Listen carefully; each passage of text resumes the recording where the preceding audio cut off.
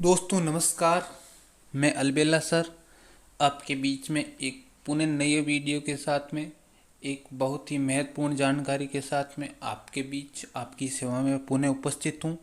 आपका प्यार, आपका आशीर्वाद, आपका स्नेह, आपका लगाव यूं ही मेरे पे बना रहे। दोस्तों, जो भी वीडियो आए उसको आराम से देखना, एक एक जानकारी को बहुत अच्छी तरीके से डील करते हुए चलना, अपने साथ में लेकर के चलना, अपने याद जब तक एग्ज़ाम न हो जाए तब तक। दोस्तों, आज काफ़ी दिनों से चर्चित एक मुद्दा चल रहा था जो सोशल मीडिया पर, वो था हरियाली अमावस्या को लेकर के। तो दोस्तों, हमारे साथी अध्यापक है वो बार बार फोटोज़ डाल रहे थे कि हरियाली अमावस्या पर हम आज वृक्षारोपण कर रहे हैं। मैं कहता हूँ कि मेरे साथी अध्यापकों का और आप सभी का जीवन यूं ही सदाबहार बना रहे, यूं ही आपकी बगिया, जीवन की बगिया हमेशा आनंदित रहे, आपकी बगिया में हमेशा पक्षियों की आवाज़ आती रहे, आप गुनगुनाते रहे, जीवन यूं ही आपका। दोस्तों, मैं इसी आशा के साथ में आप सभी को हरियाली अमावस्या की शुभकामनाएं देता हूं। और दोस्तों, आपको पता होगा कि ये वीडियो मेरा विशेष रूप से हरियाली अमावस्या पर जो राजस्थान जीके से जुड़े हुए एक महत्वपूर्ण बिंदु पर केंद्रित है, जो रीट, पटवार, ग्राम सेवक, पुलिस और जितने भी एन जेन के पेपर होते हैं उनके लिए बहुत ही महत्वपूर्ण है। क्योंकि कुछ कुछ परीक्षाएं ऐसी होती है जिसमें सब्जेक्ट बहुत स्टैंडर्ड का आता है, उसमें जीके सरल पूछ लिया जाता है, और कुछ परीक्षाएं ऐसी होती है जो पूर्ण रूप से राजस्थान जीके के प्रश्न बहुत ही मॉडरेट प्रश्न पूछे जाते हैं। उन दोनों के लिहाज से मैंने ये वीडियो बनाया है। और हरियाली अमावस्या को लेकर के विशेष रूप से जो राजस्थान जीके के अंदर विविध परीक्षाओं के अंदर जिसके नाम मैंने बोले हैं, उनमें जो पूछे जाते प्रश्न हैं उस पर विशेषांक मेरा आज का केंद्रित है। तो दोस्तों, आज का जो विशेषांक है वो हरियाली अमावस्या विशेषांक है। अलबेला सर आपके बीच में हम वीडियो को शुरू करते हैं बिना किसी देरी के। आपको पुण्य आशीर्वाद हरियाली अमावस्या का, आपको बहुत कामनाएं। आप हमारा जीवन ऐसे ही आनंदित रहे, ऐसे ही हरा भरा रहे, मैं इसी आशा के साथ में वीडियो शुरू करता हूँ। दोस्तों, ऐसा किसी को भी आपको मालूम होना चाहिए कि हरियाली अमावस्या कब मनाई जाती है। देखना साहब, भारतीय महीनों के अनुसार ऐसा कहा जाता है कि जो सावन में जन्मता है उसको हरा ही हरा दिखाई देता है, क्योंकि उसके लिए तो चारों ओर खुशियां ही खुशियां नजर आती है। जो सुख में जन्मता है, जिसके चारों ओर आबाद रहता है, तो आपको पता होना चाहिए हरियाली कब होती है, श्रावण में होती है, क्योंकि बारिश का दौर शुरू हो जाता है। तो विशेष रूप से आपको पहले तो यही बिंदु ध्यान में रखना है कि हरियाली अमावस्या कब मनाई जाती है। श्रावण अमावस्या को, जैसा नाम से विदित है कि अर्धमासिक आएगी, अमावस्या तो अर्धमासिक आएगी। और ध्यान देना, हरियाली किस मास में होती है, श्रावण मास में। तो आपको ये ध्यान रखना है कि हरियाली अमावस्या किस तिथि को या किस भारतीय मास में मनाई जाती है। तो दोस्तों, श्रावण अमावस्या को मनाई जाती है। दोस्तों, यहाँ पर एक बहुत बड़ी चीज़ होती है हरियाली अमावस्या के दिन। राजस्थान के अजमेर जिले के मांगलियावास कस्बे में एक वृक्षों का जोड़ा है जिसे हम कल्प वृक्ष कहते हैं। दोस्तों, यहाँ पर मैं कल्प वृक्ष की बात करने से पहले आपको बात कर देना चाहता हूँ कि इसमें कल्प, किसी वृक्ष को कल्पत्रु या कल्प वृक्ष या सूरतरु क्यों कहा जाता है। दोस्तों, मैंने आगे वीडियो में लिया है कि इस कल्प वृक्ष को हम क्या क्या बोल सकते हैं, कल्पद्रुम, कल्पत्रु, सूरतरु, देवतरु, कल्पलता आदि बोल सकते हैं। क्यों? क्योंकि ये जो वृक्ष है वास्तव में देवीय शक्ति से यहाँ पर आए या देवलोक से यहाँ पर आए, इसलिए इन वृक्षों को कल्प वृक्ष कह सकते हैं। तो दोस्तों, कभी आपने सुना होगा कि खेजड़ी को भी हम कल्पत्रु बोलते हैं। कल्पत्रु क्यों बोलते हैं? क्योंकि राजस्थान के अंदर जो मरुस्थल है उसमें जीवन देने के लिए वास्तव में ईश्वर ने विशेष रूप से यहाँ पर भेजा है, क्योंकि ये खेजड़ी है वो बहुत ही उपयोगी होते हैं राजस्थान में। तो यहाँ पर कल्प वृक्ष कोई विशेष प्रकार का वृक्ष नहीं होता है। कल्प वृक्ष एक ऐसा वृक्ष होता है जहाँ जो क्या होता है, देवीय शक्ति से यहाँ पर आता है या देवलोक से यहाँ पर अवतरित होता है और देवलोक से आकर के यहाँ पर अंकुरित होता है। तो दोस्तों, ये आपको पता हो गया होगा कि कल्पवृक्ष विशेष प्रकार का वृक्ष नहीं होता। कल्पवृक्ष उसे बोलते हैं जो देवलोक से आकर के यहाँ पर लगाया गया है, यहाँ पर स्थापित किया गया है या देवलोक की शक्ति से यहाँ पर आया है। तो दोस्तों, इसके पीछे कहानी क्या है? कहानी 800 साल पहले की कहानी है। दो सूफी संत मंगल सिंह व फतेह सिंह, दो सूफी संत मंगल सिंह व फतेह सिंह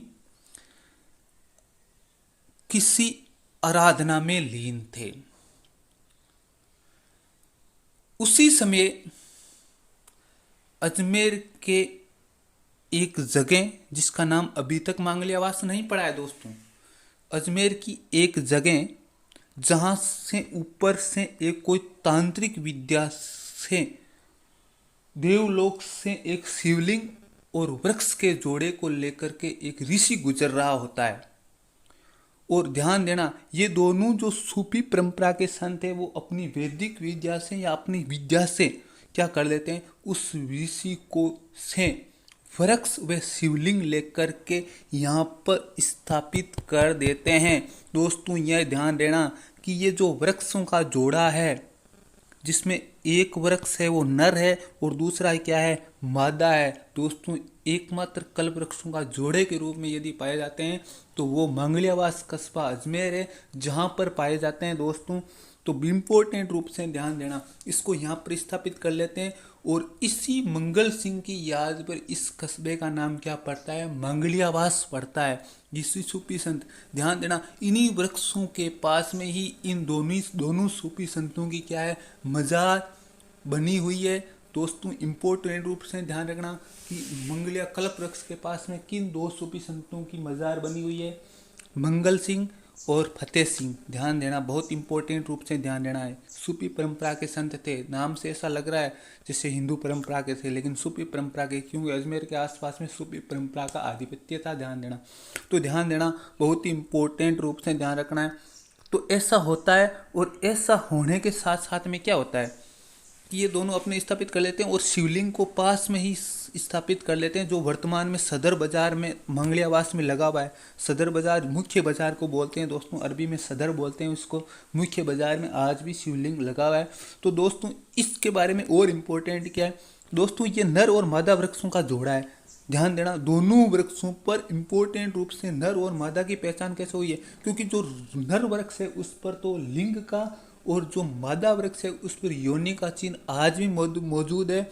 इसलिए एक वृक्ष को राजा वृक्ष और दूसरे वृक्ष को क्या कहा जाता है, रानी वृक्ष कहा जाता है। इंपॉर्टेंट रूप से ध्यान रहना दोस्तों, ये 800 साल पुरानी वृक्ष है। मैंने कहा था ना कि कितने साल पुरानी कहानी है, ये 800 साल पुरानी कहानी है। समझ में आ जाएगा आराम से दोस्तों। ये जो कस्बा है, जो मांगलियावास, जो मंगल सिंह के नाम पर पड़ा, सूफी संत जिसकी आशीर्वाद से, जिसकी विद्या से ये जो तांत्रिक से दो वृक्ष और एक शिवलिंग छीना गया, जिस संत की तांत्रिकता से, तो ये जो मांगलियावास कस्बा ये कहाँ पर स्थित है, ये अजमेर से ब्यावर रोड पर, अजमेर जिला मुख्यालय से 22 किलोमीटर दूरी पर स्थित है। इंपॉर्टेंट रूप से ध्यान रहना है। और यहाँ से NH8 गुजरता है, NH8 जो कि इम्पोर्टेंट रूप से अजमेर से उदयपुर से बांसवाड़ा, डूंगरपुर बांसवाड़ा होते हुए किधर को जाता है, आपको पता हो तो ये अहमदाबाद से मुंबई के लिए जाता है। लेकिन वर्तमान में इस NH8 की संख्या को चेंज कर दिया गया है, जो आप NHAI national highway authority of India की वेबसाइट से आप खोज सकते हो कि NH8 का नाम नया क्या कर दिया गया है, नेशनल हाईवे संख्या 8। देश की आर्थिक राजधानी और देश की प्रशासनिक राजधानी को जोड़ता है दोस्तों, आपको अच्छी तरीके से ज्ञात होगा। अब ध्यान देना, यहाँ पर क्या करते हैं लोग, इस दिन क्या करते हैं, इच्छा पूर्ति के लिए एक धागा बांधते हैं। इच्छा पूर्ति के लिए क्या करते हैं, एक धागा बांधते हैं। इच्छा पूर्ति के लिए क्या करते हैं, एक धागा बांधते हैं। और धागा बांधने के, उस धागे को बांधते हैं और अपनी मनोती मांगते हैं कि हे भगवान या कल्पवृक्ष देवता, मेरे की ये इच्छा पूर्ति कर देना और मैं आपके ये इतना चढ़ावा चढ़ाऊंगी। और उस ध्यान देना, जब भी मनोती पूरी हो जाती है या मनोती पूरी हो जाती है, तब जाकर के उस धागे को खोल करके वो चाहा गया प्रसाद वहाँ पर क्या करते हैं, चढ़ाते हैं। तो दोस्तों ये थी मांगलियावास अजमेर के कल्पवृक्ष के मेले से जुड़ी हुई महत्वपूर्ण जानकारी। आपको कैसी लगी जरूर कमेंट बॉक्स में कमेंट करें। ध्यान देना, बहुत ही इंपॉर्टेंट रूप से ध्यान देना कि आपको याद क्या करना है जीके के अंदर। अब यदि मांगलियावास अजमेर से जुड़ी हुई जानकारी में से यदि कोई प्रश्न आएगा तो आपका जरूर कहीं पर भी गलत नहीं होगा, क्योंकि दोस्तों सटीक से सटीक जानकारी, ऑथेंटिक से ऑथेंटिक जानकारी मैं आपके बीच में लेकर के आते रहूँगा ऐसे ही। लेकिन आप कमेंट और शेयर जरूर करते रहे दोस्तों, आपका आशीर्वाद यूं ही बना रहे, आपका स्नेह यूं ही बना रहे दोस्तों। गुड मॉर्निंग, गुड आफ्टरनून, जब भी आप देख रहे हो, गुड नाइट या गुड। आप दोस्तों जैसे भी हो, आप अच्छे रहें, आपके जीवन में हमेशा खुशहाली बनी रहे। आपके घर में हमेशा सावन जैसी आनंदित मौसम बना रहे, ऐसा ही मेरी आशा है, ऐसी ही मैं कामना करता हूँ। दोस्तों, आपको वीडियो कैसा लगा? मैं पुणे यूट्यूब चैनल के हमारे साथी अध्यापक को बधाई देना चाह रहा हूँ कि आपकी सेवा के लिए इतने प्रयास कर रहे हैं और ये वीडियो अपलोड करते हैं, फिर यहाँ से अपलोड करते हैं, इतने में एडिटिंग करते हैं और ये अच्छे से अच्छा वीडियो डालने के प्रयास करते हैं। मैं मेरे साथी अध्यापक रामोतार जी शेषमा का पुनः हार्दिक अभिनंदन करता हूँ, क्योंकि जिनके प्रयासों से आज ये यूट्यूब चैनल इतनी ऊंचाइयों पर है। वास्तव में आपका सहयोग यूँ ही बना रहेगा तो ज़रूर हम आपके लिए अच्छा से अच्छा मैटर लेकर आएंगे।